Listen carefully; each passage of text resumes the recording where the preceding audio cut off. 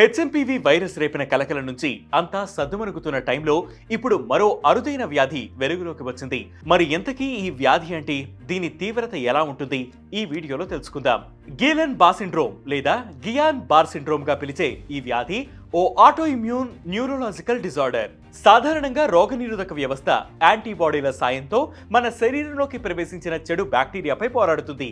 కానీ ఈ Ghislaine bar syndrome వచ్చినప్పుడు ఇమ్యూనిటీ సిస్టమ్ చెడు బ్యాక్టీరియాపై పోరాడేందుకు బదులు హెల్తీ నెర్వ్స్ పైనే ఫైట్ చేస్తుంది. దీనికి ఖచ్చితమైన కారణాలు లేనప్పటికీ ఓ పాసిబిలిటీ ఉందంటున్నారు వైద్య నిపుణులు.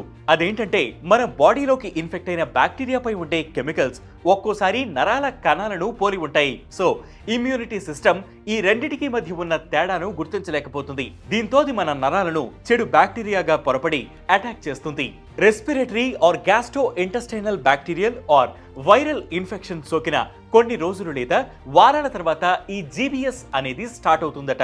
సాధారణంగా క్యాంపిలోబాక్టర్ జిజుని అనే బ్యాక్టీరియా కారణంగా ఈ జీబీఎస్ వస్తుంది. దీంతో వాంతులు, డయేరియా వంటివి వస్తాయి. రేర్ కేసెస్ లో వ్యాక్సినేషన్ లేదా సర్జరీల వల్ల కూడా ఈ జీబీఎస్ సోకే అవకాశం ఉంది. మోస్ట్ ఆఫ్ ది కేసెస్ లో ఈ జీబీఎస్ వల్ల శరీరంలో వీక్నెస్ పెరిగిపోతుంది. అయితే కొన్ని సందర్భాల్లో దీని తీవ్రత పెరిగి పెరాలిసిస్ కు దారితీసే ప్రమాదం ఉంది.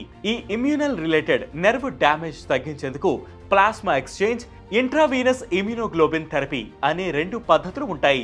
వీటి ద్వారా బాధితులు కాస్త రిలీఫ్ పొందవచ్చు. దీని నుంచి రికవర్ అవ్వడానికి కొందరికి వారాలు పడితే మరికొందరికి సంవత్సరాలు పడుతుందని వైద్యులు చెబుతున్నారు.